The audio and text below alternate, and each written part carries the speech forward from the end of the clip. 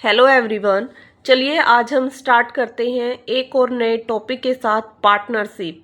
ये partnership second form है। Business organisation के अंदर हमने डिस्कस किया था कि बहुत सारी फॉर्म होती हैं, जिसमें हमने फर्स्ट डिस्कस की थी सोल प्रोप्राइटरशिप। अब हम आज डिस्कस करेंगे पार्टनरशिप। पार्टनरशिप क्या है? जब दो या दो से ज़्यादा बंदे मिलकर पर्सन मिलकर किसी बिजनेस को चलाने के लिए एक साथ मिलकर काम करते हैं, हाथ मिलाते हैं, प्रॉफिट और लॉसेस शेयर करते हैं, तो उसको बोलते हैं पार्टनरशिप। सारी कैपिटल इन्वेस्ट करते हैं वहाँ पर मिलकर, जो भी मैनेजमेंट होती है उसको सारे मिलकर वहाँ पर डिसीजन मेकिंग लेते हैं, जो भी प्रॉफिट एंड लॉसेस होता है आपस में डिवाइड करते हैं। Partnership means that form of organization in which two or more than two partners willingly join hands and agree to run some lawful business.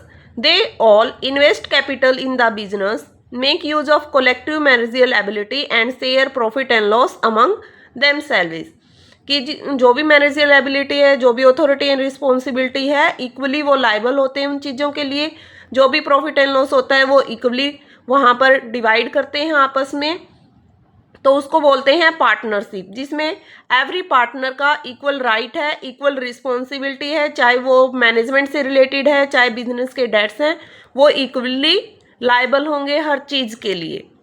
फिर हम बात करते हैं कि फीचर्स ऑफ पार्टनरशिप। फीचर्स क्या, किस तरीके की पार्टनरशिप हो सकती है, कितने मेंबर होंगे, क्या उनकी लायबिलिटी होगी, कैसे वो प्रॉफिट एंड लॉसेस को शेयर कर रहे हैं, क्या उनके बीच में रिलेशनशिप होगा, कॉन्ट्रैक्चुअल रिलेशनशिप होगा, कितने टाइम पीरियड तक पार्टनरशिप चलेगी। तो हर चीज़ यहाँ पर हम डिटेल में डिस्कस करेंगे। फर्स्ट पॉइंट आता है मेंबरशिप, कि मिनिमम कितने मेंबर होने चाहिए एक पार्टनरशिप के लिए। जब भी कोई पर्सन एक साथ मिलकर काम करते हैं तो कम से कम कितनी रिक्वायरमेंट होती है कि उसको हम पार्टनरशिप बोले।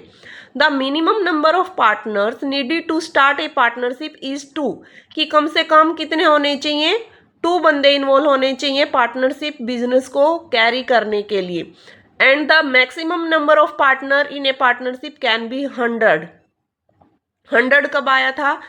कंपनीज एक्ट 2013 आया था, उसके अंदर सेक्शन मेंशन है 464, जिसमें मैक्सिमम लिमिट मेंशन की गई कि एक पार्टनरशिप फर्म में कितने पार्टनर्स हो सकते हैं, 100। बट फिर कुछ अमेंडमेंट हुए इस एक्ट के अंदर under the rules 2014 as per rule 10 of the companies miscellaneous rules 2014।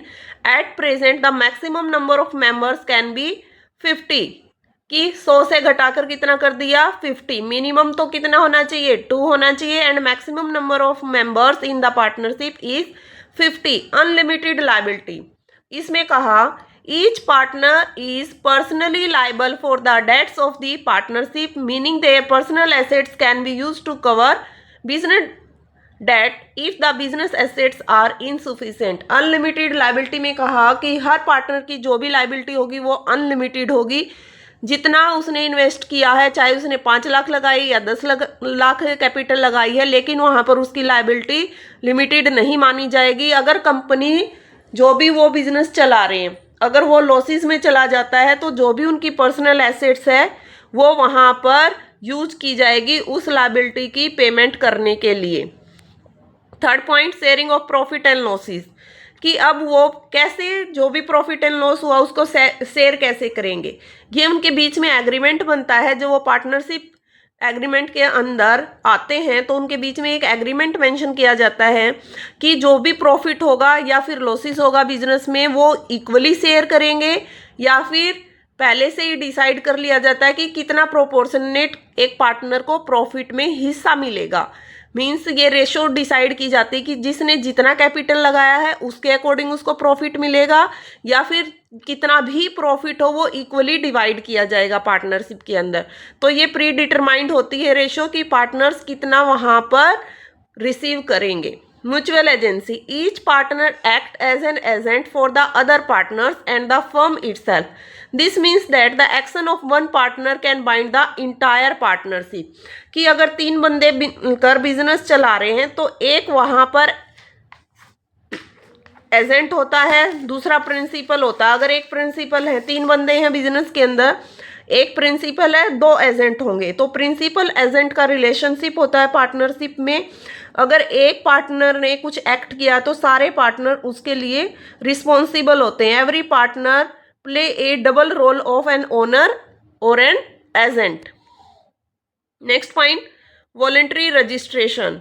इसमें ये कहा गया कि जब पार्टनरशिप के अंडर उनका एग्रीमेंट बन जाता है तो उसका रजिस्ट्रेशन हो या ना हो ये जरूरी नहीं है, बट ये कहा गया है कि कुछ अगर वो रजिस्ट्रेशन करवा लेते हैं वेल एंड गुड है, अगर नहीं करवाते तो वो भी कोई मैंडेटरी नहीं है उनके लिए। पार्टनरशिप फर्म का रजिस्ट्रेशन करवाना यहाँ पर क्या कहा गया, वॉलंटरी है, कोई लीगल प्रावधान नहीं बनाया गया कि उन्हें करवाना ही पड़ेगा। Next point, continuity. इसमें कहा जैसे सोल प्रोप्राइटरशिप में हम कह रहे थे कि अगर ओनर मर जाता है, डेथ हो जाती है, इंसॉल्वेंट हो जाता है, कुछ डिसओनर हो जाता है, उसको डिसऑर्डर हो गया, ठीक है, कुछ भी प्रॉब्लम अगर उसको हो गई तो बिजनेस बंद हो जाएगा, बिजनेस आगे नहीं चलेगा क्योंकि एक ही ओनर है, कोई वहां पर नॉमिनीज उसने डिसाइड नहीं कर रखा पहले से कि अगर उसके डेथ हो जाती है उसके बाद कौन रिस्पॉन्सिबल होगा उसके बिजनेस के लिए। But in case of partnership इसमें कहा कंटिन्यूटी बनी रहेगी कि जो पार्टनरशिप है वो एग्जिस्ट करेगी after the death of A partner या फिर डिपार्चर या फिर मेंबरशिप चेंज हो जाए, वो अपने सारे शेयर किसी दूसरे बंदे को ट्रांसफर कर दे, उसके बाद भी पार्टनरशिप में कंटिन्यूटी बनी रहती है। Next point, contractual relationship. It is a legal bond between at least two people who agree to at least one term और promise. Each party set out to fulfill obligation or exchange goods and services. When you sign a contract, you form a contractual relationship. Contractual relationship में कहा कि एक written agreement होता है जिसके अंदर वो कॉन्ट्रैक्ट करते हैं, उसमें कुछ टर्म मेंशन होती है जिनके लिए वो लाइबल होते हैं। Those people who don't have the capability to enter into a contract can not become a partner. जो कॉन्ट्रैक्ट के अंदर नहीं आते पीपल, जिनके अंदर कैपेबिलिटी नहीं है कि वो साइन कर सके कॉन्ट्रैक्ट, तो उनको क्या माना जाएगा कि वो पार्टनर बनने के लिए कैपेबल नहीं है। जैसे माइनर है, मेंटली अनसाउंड पर्सन है, या फिर person declared insolvent by the court, तो इन बंदों को हम पार्टनरशिप का मेंबर नहीं मान सकते। ठीक है। नेक्स्ट पॉइंट है ट्रांसफर ऑफ इंटरेस्ट। एक पार्टनर अपनी ओनरशिप या फिर राइट एक पार्टी को दूसरी पार्टी को ट्रांसफर कर सकता है। ये उसके पास राइट है कि वो किसी भी टाइम अपना इंटरेस्ट, जितने भी उसके पास शेयर्स हैं, वो दूसरे बंदे को ट्रांसफर कर सकता है, कोई ऑब्लिगेशन उस पर नहीं है। ठीक है। Sharing of profit and losses, इसमें कहा कि पहले से ही डिसाइड होता है कि कौन कितना शेयर में हिस्सा लेगा, प्रॉफिट के अंदर कितना प्रॉफिट मिलेगा, एज पर देयर कैपिटल, या फिर इक्वली वो वहां पर शेयर करेंगे। Next, types of partnership. यहाँ पर कहा कि कितने तरीके से हम पार्टनरशिप में इन्वॉल्व हो सकते हैं। हम ये तो कह रहे हैं कि बिजनेस चलाएंगे, वो बिजनेस किस किस तरीके से चल सकता है, यहाँ पर ये बताया गया है। First point, general and limited partnership, partnership at will and particular partnership, legal and illegal partnership. चलिए अब इनको डिटेल में हम देखते हैं कि जनरल पार्टनरशिप क्या है। It is a type of business structure where two और more individual agree to share the assets, profit and liabilities of a jointly owned business. Each partner has unlimited personal liability for business debts. इसमें क्या कहा गया कि जो भी liability है partner की वो अनलिमिटेड होती है, कोई बाउंडेशन नहीं है उनके ऊपर, जितना चाहे वो कुछ काम करें। Agree to share the assets, profit and liability of a jointly owned business. अगर कुछ वहाँ पर मिस हैपनिंग हो जाती है तो जो भी उनकी पर्सनल एसेट्स है उनका भी यूज किया जाएगा उस लाइबिलिटी की पेमेंट करने के लिए। लिमिटेड पार्टनरशिप, लिमिटेड पार्टनरशिप में कहा कि यहाँ पर 2 टाइप्स के पार्टनर हो सकते हैं। First, general partner, second, special partner. General partner में कहा who manage the business and are personally liable for its debts, while limited partner invest capital and have limited liability, typically restricted to their investment amount and no involvement in the management की जो general partner है उसकी तो liability unlimited होती है, business में कितना भी नुकसान हो जाए तो उसकी जो पर्सनल एसेट्स है उसका यूज किया जाएगा लायबिलिटी की पेमेंट करने के लिए। But in case of special और लिमिटेड पार्टनर के अंदर कहा गया कि जितना वो इन्वेस्ट करता है उस कैपिटल तक ही उसकी लायबिलिटी लिमिटेड मानी जाएगी, जितना उसने इन्वेस्टमेंट किया वहीं तक उसको शेयर प्रॉफिट में हिस्सा मिलेगा और मैनेजमेंट में उसका कोई इन्वॉल्वमेंट नहीं होता। Third point, partnership at will. इसमें कहा गया it is a type of partnership where there is no fixed time duration और predetermined method for its termination specified in the partnership agreement. Partnership at will में कहा कि यहाँ पर continuity partnership चलती है, कोई टाइम फिक्स नहीं कि वो 1 साल के लिए पार्टनरशिप कर रहे हैं, 5 साल के लिए कर रहे हैं। इट मीन्स जब चाहे वो उसको डिसॉल्व कर सकते हैं, जब चाहे उसको खत्म कर सकते हैं। यहाँ पर कोई बाउंडेशन नहीं, उनके ऊपर कोई स्पेसिफिक एग्रीमेंट नहीं बना हुआ कि कुछ टाइम पीरियड के बाद अगर जो जिस ऑब्जेक्टिव के लिए वो पार्टनर बने हैं वो अचीव कर लेंगे तो उनकी पार्टनरशिप खत्म हो जाएंगी। एज सच यहाँ पर कुछ भी मेंशन नहीं है, जब चाहे वो उसको डिसॉल्व कर सकते हैं। पर्टिकुलर पार्टनरशिप, पर्टिकुलर पार्टनरशिप में कहा कि कुछ सम स्पेसिफिक ऑब्जेक्ट को अचीव करने के लिए पार्टनरशिप बनाई गई और जैसे ही वो ऑब्जेक्टिव कंप्लीट होता है उसी टाइम उस पार्टनरशिप का डिसोल्यूशन हो जाएगा। It is a temporary arrangement design to accomplish a specific task और venture and it dissolve automatically upon completion of that task. ठीक है, इसमें यही मेंशन किया गया है कि जब भी उनका जिस पर्पज के लिए वो बनाई गई वो पर्पज उन्होंने अचीव कर लिया, उन्होंने कहा कि हमें सेल बढ़ानी है, कैसे बढ़ानी है और कैसे क्या करना है, मेन काम था उनको सेल इंक्रीज करने का। अगर उनकी इंक्रीज हुई, प्रॉफिट हुआ, एज सच पार्टनरशिप खत्म।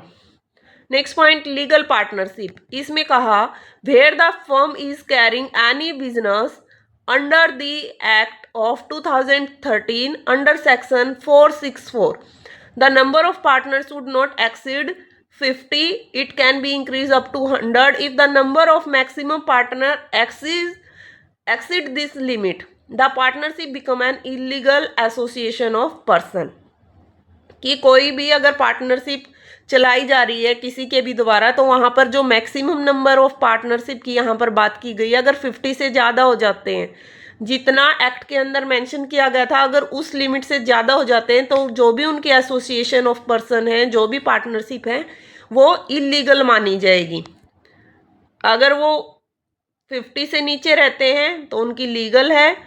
इलीगल पार्टनरशिप में भी यही कहा गया, as per the Indian law is a partnership that violate the provision of the Indian Partnership Act 1932 or other relevant law. This can be occur when the partnership is formed for an illegal purpose. किसी illegal purpose के लिए अगर partnership बनाई गई है, means किसी से forcefully fraud कर लिया, मिस रिप्रेजेंटेशन के द्वारा पार्टनरशिप बन गई, उनको प्रॉपर वहां पर जो भी फैक्ट थे वो डिस्क्लोज नहीं किए गए, अगर पार्टनरशिप एक माइनर के साथ है, ड्रंक करता है, गैम्बलिंग पर्पस के लिए बनाई गई है, तो उस पार्टनरशिप को लीगल नहीं माना जाएगा, वो पार्टनरशिप इलीगल मानी जाएगी। ये थे types of partnership, general partnership, limited partnership, partnership at will, particular partnership, legal and illegal partnership. चलिए आज के लिए इतना ही। नेक्स्ट क्लास में हम डिस्कस करेंगे merit and demerit of partnership and what is the difference between the partnership and sole proprietorship. Thank you.